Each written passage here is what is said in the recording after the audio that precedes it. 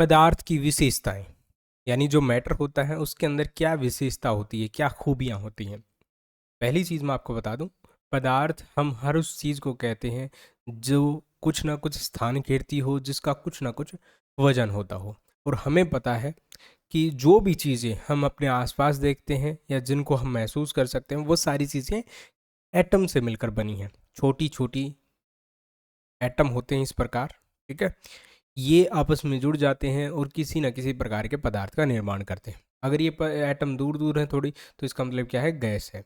ये आपस में मिले हुए हैं लेकिन ऊपर नीचे जाते रहते हैं, तो इसका मतलब क्या है कि वो लिक्विड है, तरल पदार्थ है। और अगर ये आपस में अच्छे से जुड़े हुए हैं तो इसका मतलब क्या है कि वो एक ठोस है, सॉलिड है। तो यही इसके अंदर खूबियाँ होती है पदार्थ के अंदर। जैसे पदार्थ कणों से मिलकर बने होते हैं। कण मैंने बता दिए यहाँ पर, छोटे छोटे एटम, जिसको हिंदी में हम अणु बोलते हैं। तो छोटे छोटे अणु होते हैं जिससे मिलकर पदार्थ का निर्माण होता है।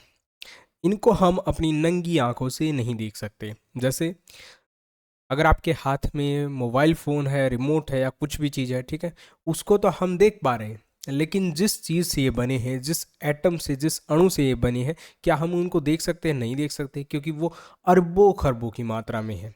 तो हमारी नंगी आंखें उनको इतनी अच्छे से नहीं देख सकती। दूसरी बात होती है यहाँ पर, कणों के बीच में रिक्त स्थान होता है, खाली जगह होती है। और इस खाली जगह को हम बोलते हैं अंतर आणविक स्थान, अंग्रेजी में इंटरमोलिक्यूल स्पेस। तो इंटरमोलिक्यूल स्पेस किसको बोला जाता है? जो पदार्थ के अंदर अणु है, कण है, उनके बीच के खाली स्थान को। किसी पदार्थ में यह जगह कम हो सकती है, जैसे ठोस, मैंने आपको बताया। अगर ठोस चीज़ है तो उसमें जो अणु होंगे वो बिल्कुल आपस में चिपके हुए होते हैं, ठीक है। इसी वजह से वो चीज़ जो है ठोस होती है। लेकिन अगर गैस है तो उसमें दूर दूर मिलेंगे।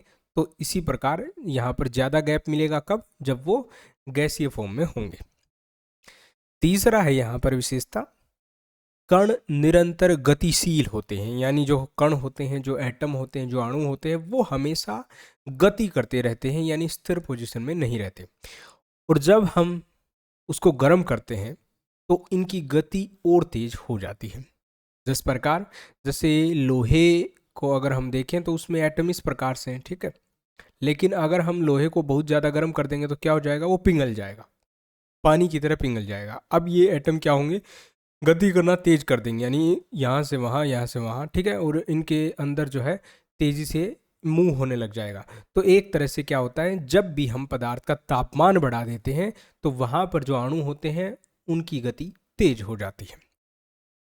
चौथी विशेषता यहाँ पर, कण एक दूसरे को आकर्षित करते हैं। यानी ये जो अणु एटम होते हैं ये एक दूसरे को अपनी ओर खींचते हैं, जिसकी वजह से एक साथ ये बंधे रहते हैं। क्योंकि अगर ऐसा नहीं होगा तो कोई भी चीज़ जो आप देखते हैं, जैसे मोबाइल फ़ोन है, क्या होगा?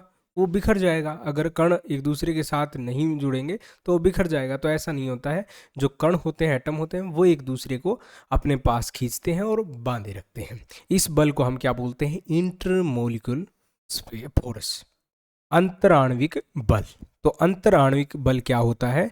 जो अणु होते हैं एक दूसरे की तरफ खींचने का जो काम करते हैं, आकर्षण का जो काम करते हैं, उसी को हम अंतराण्विक बल बोलते हैं, अंग्रेजी में इंटरमोलिकुलर फोर्स।